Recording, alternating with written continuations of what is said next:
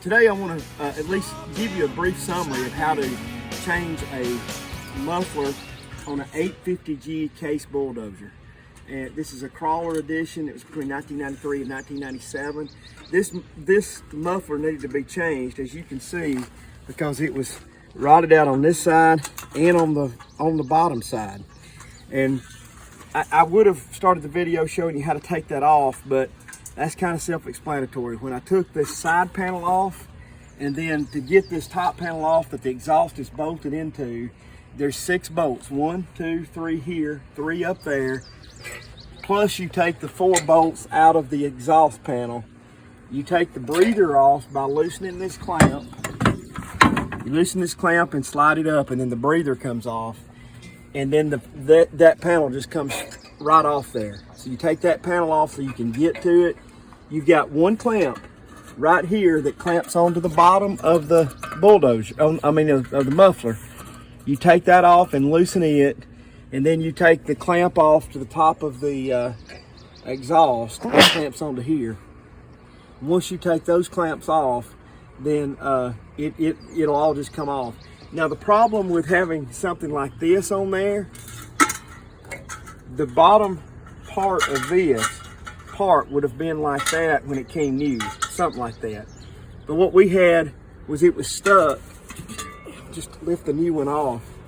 It was stuck on here, and so what we had to do was take a straight head screwdriver and a rubber mallet and put it in one of these grooves and just gently split it so we could pull that off. When I say gently, we did not buy a new U-joint, and so we were trying to save that from being damaged. And so the U-joint, we did get that off. It took a little bit, and then I took some deep clean and I took some WD-40 and sprayed in right there, and then we took a little bitty, just a little bit of a sander from a Dremel tool and sanded off some excess things from this part that had been basically melted on there. So when we sanded that off so we could fit this part on there smoothly.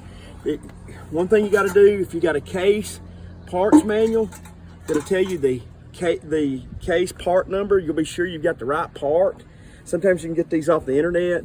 I ordered them from a Case dealer over in Georgia, Haney Rockmart. It's a tractor company, but if you can order your parts through them.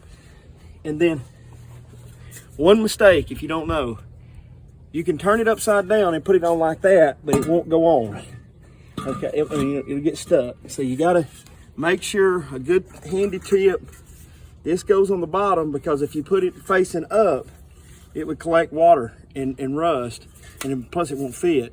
If you put the rounded side facing up, the water will flow off of it.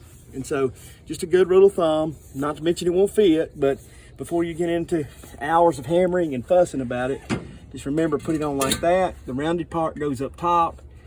And now it's a matter of reconnecting this clamp.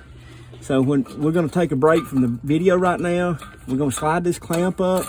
There's just a standard 9/16 nut and washer that goes right here, and it'll tighten it down after we slide it up onto this to make it as tight as we can. So when we come back, hopefully we'll have that attached, and then we'll reattach the top. Another trick that's good to remember before we went off the break a while ago, I should have told you, put the clamp on the bottom of the muffler before you stick it on here. It's easier, especially if you're connecting it to an old U-joint like this, just to go ahead and have that clamp on there.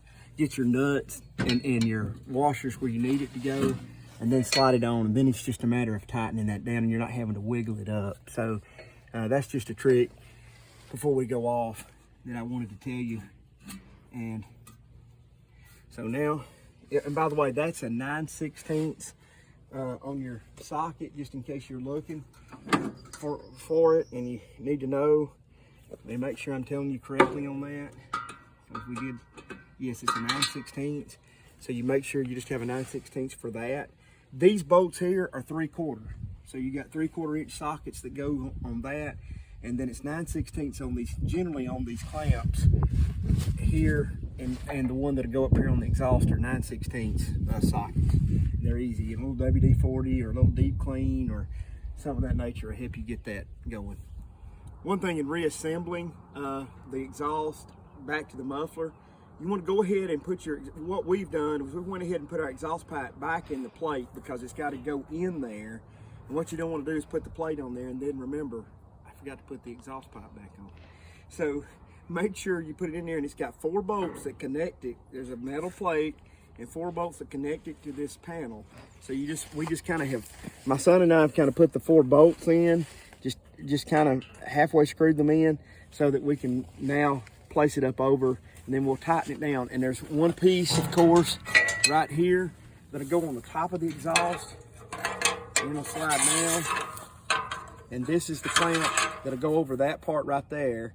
And once we slide that down, and we'll bolt that in. But we're trying to get all that put on before we then slide it on top of the new muffler. All right, we've got the plate put back on, and it worked out putting our exhaust on there before we stuck this on. We've tightened down these 4 bolts, and we've got it snug on the top of the muffler. We've got to put this clamp in, and again, the clamp is on there. It's just a matter of taking this bolt, sticking it through, and putting that washer on, and then we'll tighten that down in just a minute. But I want to show you, we'll tighten it completely in a minute. Remember, this is 9/16, and we'll tighten that down for good in a minute. Then you've got, again, 3/4 inch bolts, bolt heads that go in right here. And one thing that's extremely helpful when working on a piece of equipment like this, always carry a little container with a lid.